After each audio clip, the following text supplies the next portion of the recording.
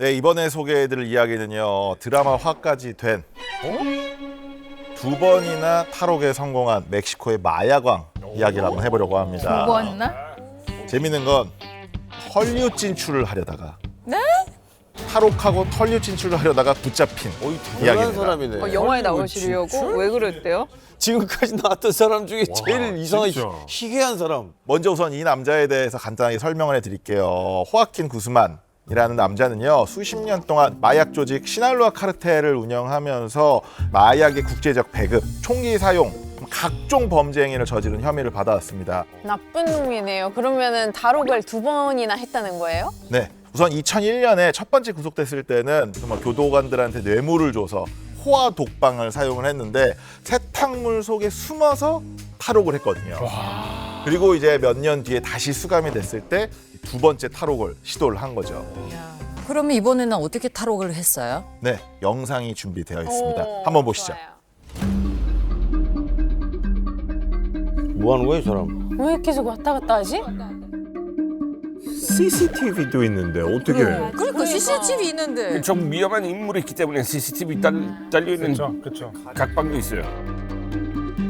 어? 나갔다. 사라졌다. 봐봐요 지금. 갑자기 사라진 거예요? 문도 안 그쪽 열렸는데? 가야실 쪽 갔다가 이제 안 보이잖아요.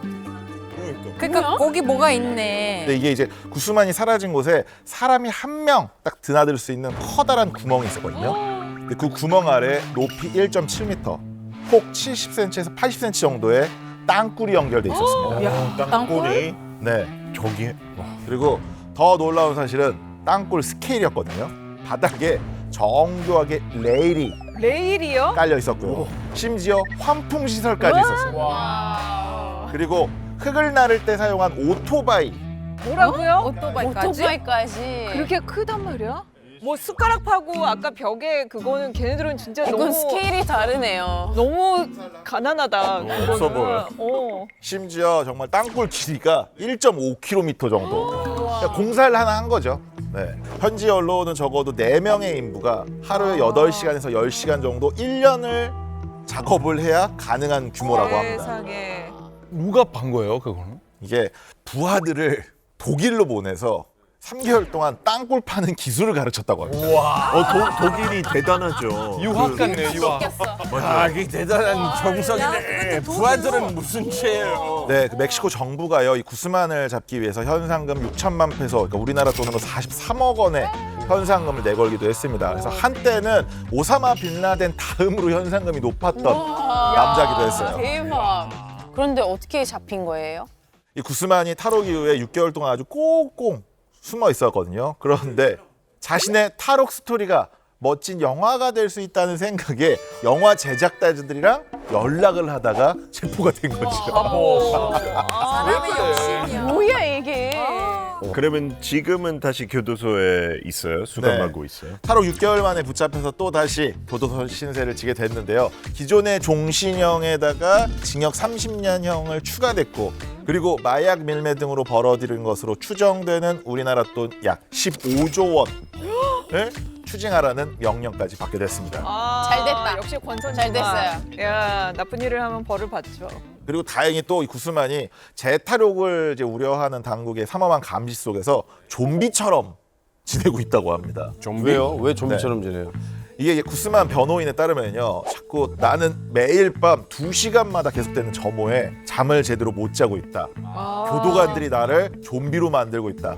잠 좀 푹 자고 싶다라고 신세한탄을 했다고 합니다. 근데 구스만이 이게 민원을 넣은 게 이번이 처음이 아니었다고 해요. 그러니까 자기 독방 앞에 배치된 경비견 짖는 소리 좀 줄여달라.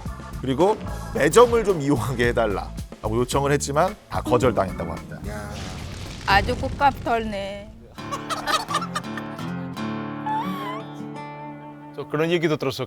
어떤 교도소에서 죄수들은 아기상어 고문당했다고 신고한 적도 있어요. 노래를 왜 고문을 어떻게 해요? 그걸로 한다고? 네, 미국 오클라마 호주에서 일어난 일인데 교도소 직원들이 수감자들을 빈 방에 가둬놓고서는 동요 아기 상어를 반복해서 들려줬다고 합니다. 아, 그 노래 계속 들으면 좀 그렇죠. 아, 고민이죠, 그거. 아기 쌍화 또르또르또르 아기 쌍화 또르또르또르 또르또 언니 괜찮으세요? 괜찮아요? 괜찮아요. 왜 이러셔 오늘? 저도 아이 세네 살 때 그걸로 네. 고문을 많이 당했거든요. 엄마 또.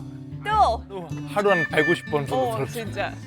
이게 아기상어가 전 세계적으로 상을 받긴 했는데 노래를 반복적으로 계속 이제 듣다 보면은 노래 자체가 되게 단조로우면서 반복적이잖아요. 네. 그래서 일부 사람들한테 이게 정신적인 고통을 준다는 평가를 받았거든요. 그런데 이거를 수감자들한테 새벽에 계속 이제 동요를 강제 청취하게 해놨으니 뭐 사실상 거의 고문에 가까운 고문이에요, 고문. 네, 일이었죠. 감방 생활도 진짜 쉽지 않네요. 그런 거 들어야 되면요. 아니 근데 여튼 구스마는 종신형에 또 30년이 이제 추가됐다고 하니까 네. 아주 이제 밖을 못 나올 것 같아서 좀 속이 시원해졌습니다. 맞아요. 이래야 좀 법이 무서운 줄 알지 하는 생각이 드네요. 예. 자, 그럼 이제 다음 사건 만나볼까요?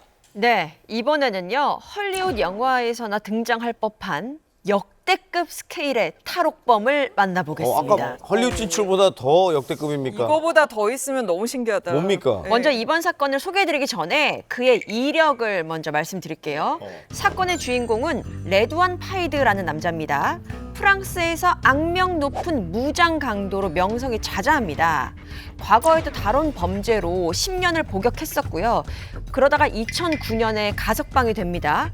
그때 자신의 인생을 뉘우치면서 자서전도 내고 TV쇼에도 출연을 하면서 유명세도 얻었었어요. 아, 뭘 잘했다고 자선전을 내 반성하는 척 하다가 또 범죄를 지르는 케이스 많잖아요. 많죠. 네, 그렇습니다. 죄를 뉘우쳤다던 그가 2010년에 무장 강도질을 하다가 다시 수감이 됩니다. 하지만 2013년입니다. 교도소 철문을 폭약으로 폭파한 뒤에 탈옥을 합니다. 와. 그러다가 6주 만에 붙잡힌 전력도 아, 있어요. 이 사람 왜 이래? 신기하고 어디서 구했대 또. 지금은 다시 교도소에 있어요? 계속 교도소에 있었으면 참 좋았을 텐데 어떻게 됐어? 사건은요. 지금부터 시작됩니다. 진짜? 왜? 이게 시작이에요? 어느 날 교도소 상공에 헬기가 한 대 등장합니다. 그리고 바로 그때 기다렸다는 듯이 면회실에는 무장 괴한들이 등장합니다. 교도소를? 이들은 파이드를 데리고 밖으로 빠져나가고요.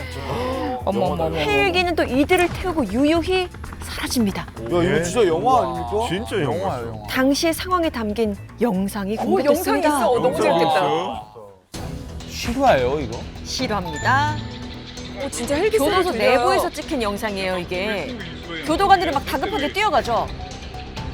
그리고 잠시 후에 상공에는 헬리콥터가 떠오릅니다. 대단한 스케일이네. 이렇게 상공에 헬리콥터가 떠오르니까 사방에서 막 수감자들이 환호성을 터뜨려요.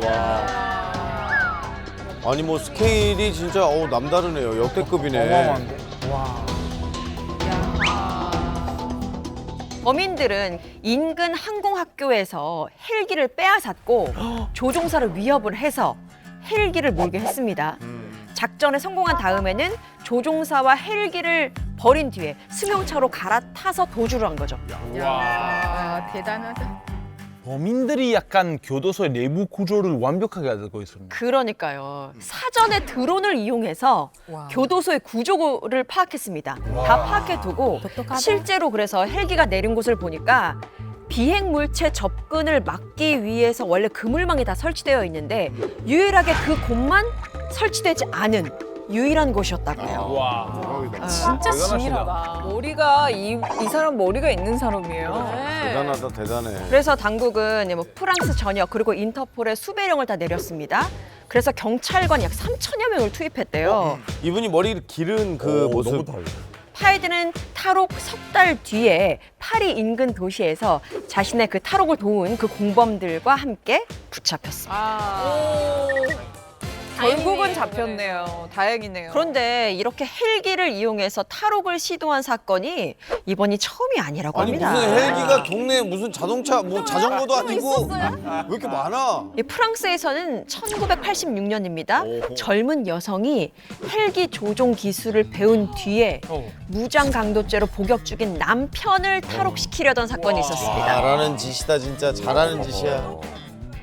와, 진짜 내조의 여왕이네요. 내조 여왕이 맞네.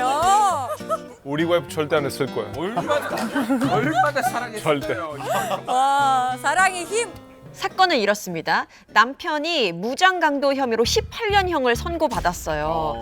그런데 그 남편이라는 사람이 그 안에서 4번의 탈옥을 시도합니다. 아하. 하지만 모두 실패해요. 네. 그래서 아내가 내가 직접 나서주겠다 라고 해서 나선 겁니다. 아주 부창부수네요. 이거 무슨 뜻인지 알아요? 부창부수? 그냥 타락하는 거, 닮은 거, 공부한 거 봐요. 닮은 거. 이야. 소름.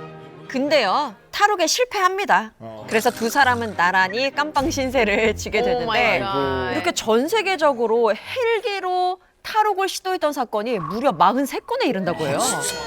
꽤 많습니다. 굉장히 많아요. 내조의 여왕가 많죠. 베네수엘라에도 또 남자친구 구하려고 그런 사건이 야, 있어요. 아니 이게 무슨 사랑이야 대체? 말씀하신 부분은 베네수엘라의 한 교도소에서 일어난 일입니다. 사우다라는 여성이 수감 중이던 남자친구 바르가스의 면회를 마치고 나가려다가 교도관에 붙잡힙니다. 이건 또 무슨 일입니까? 교도관의 눈에 아주 수상한 움직임이 포착됐기 때문인데요. 사우다는 큰 여행 가방을 가지고 면회를 왔거든요. 근데 이 가방을 다시 끌고 나가는 모습이 너무 힘들어 보이는 거예요. 처음엔 그냥 막 이러고 왔는데 그래서 교도관들이 여행 가방을 열어보라고 지시를 한 거죠. 그래서 가방을 열었더니 뾰로롱. tom 아저씨. 야, 어떡해. 대단하네. 네, 이렇게 문을 열어보니까 그 가방 안에 몸을 이렇게 잔뜩 웅크린 남자친구가 있었던 거예요. 여자친구는 현장에서 바로 경찰에 체포됐고요. 이렇게 해서 자유를 갈망하던 이 커플 사이좋게 깜빵 동기가 됐습니다. 근데 두 사람 함께 할 수 있으니까 그거 해피엔딩 아닌가요? 그러면 진정한 감옥일 수 있어. 그둘 같은 공간에 계속 같이 있어. 그렇게 아픈 경 보니까 우와. 24시간. 같이 살게 해주는 데도 있어요. 계속 서로 1분도 떨어지지 않게. 네, 어쨌든 전 세계 기상천외한 탈옥수들을 만나봤는데요. 네. 얘기를 들어보니까 탈옥수들의 99%는 붙잡히거나 경찰의 총에 맞아서 최후를 맞이한다고 합니다. 네. 아, 참 안타깝네요. 근데 역시 다른 사람 눈에 피눈물 나게 하면은 정의의 심판을 달게 받고 이 평생 속죄하는 마음으로 다들 죄값을 치렀으면 좋겠습니다.